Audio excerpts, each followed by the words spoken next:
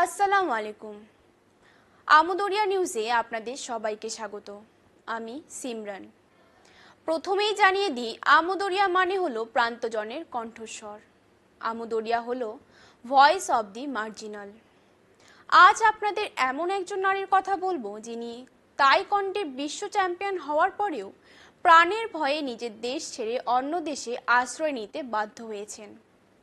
তার নাম মার্জিয়ে হামিদি।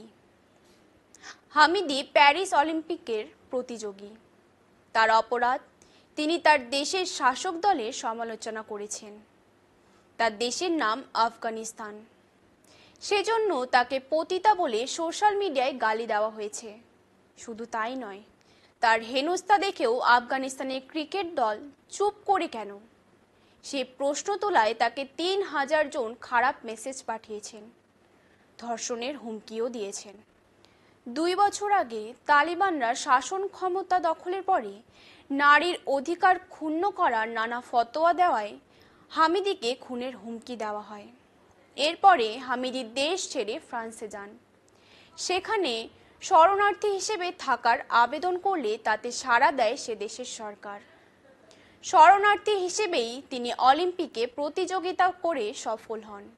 তিনি যখন এই গ্রীষ্মকালীন প্যারিস অলিম্পিকে আন্তর্জাতিক শরণার্থী দলের অংশ হিসেবে প্রতিদ্বন্দ্বিতা করেছিলেন, তখন হামিদি সমস্ত আফগান নারীদের জন্য পদক জয়ের স্বপ্ন নিয়ে এসেছে বলে ঘোষণা করেন। তিনি বলেছিলেন, তার দেশে নারীদের ওপর বিধিনিষেধ আরোপ করেছে এমন একটি ইসলামীয় জঙ্গি গোষ্ঠী, যা বেদনার। ঘটনা হলো, তালিবান সরকার সম্প্রতি লিখিত আইন জারি করেছে।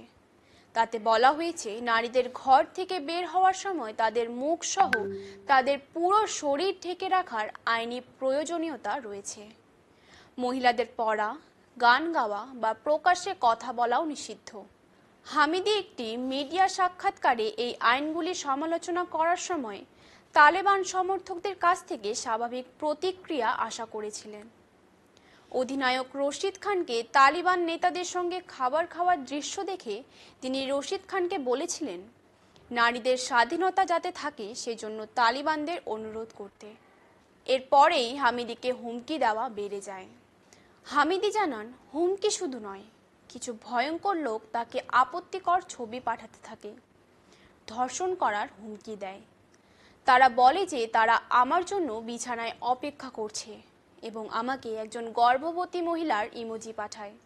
ফ্রান্স থেকে হামিদি এক সংবাদ সংস্থাকে জানান, ২০২১ সালের অগস্টে কাবুলের পতনের পর তাকে আশ্রয় দেওয়া হয়েছিল। রশিদ খানের সমালোচনা করার পরে তার ফোনে হাজার হাজার খারাপ মেসেজ ও ছবি পাঠানো হয়। তিনি ফোন ধরতে ভয় পান। তিনি জানান, তিনি যখন ঘুম থেকে উঠেছিলেন তখন তার ফোনে অজানা নম্বর থেকে প্রায় ৩,০০০ কল এবং বার্তা ছিল। হামিদি বলেছেন যে তিনি পুলিশের কাছে গিয়ে ডিভাইসটি হস্তান্তর করেছেন। তা নিয়ে পুলিশ তদন্ত করছে এবং ফ্রান্সে হামিদির ওপর কোনো শারীরিক আক্রমণ যাতে না হয় সেজন্য পুলিশ এখন তাকে একজন দেহরক্ষী দিয়েছেন। হামিদির বাবার উপরেও চাপ দিচ্ছে তালিবানরা। একজন অজানা লোক এই সপ্তাহে হামিদির বাবাকে রাস্তায় থামিয়ে দিয়েছিল এবং তাকে জিজ্ঞাসা করেছিল কেন তিনি তার মেয়েকে এমন পোশাক পরতে এবং আফগানিস্তান সম্পর্কে কথা বলতে অনুমতি দিয়েছেন। তার মা এবং বোন তা নিয়ে শঙ্কিত। শুধু তাই নয়, অনেকে তাকে মৃত দেখতে চান বলে হামিদি জানিয়েছেন। এত সহের পরেও হামিদি বলেছেন, নারীদের অধিকার সম্পর্কে আমি কথা বলা বন্ধ করব না। তালিবানরা আমাকে কিভাবে পোশাক পরবো এবং কিভাবে কথা বলতে হবে সেটা ঠিক করে দেওয়ার কেউ নয়। আজ এ পর্যন্তই। পরে আবার ফিরবো এইরকমই কোনো নারীর খবর নিয়ে। আসসালামু আলাইকুম।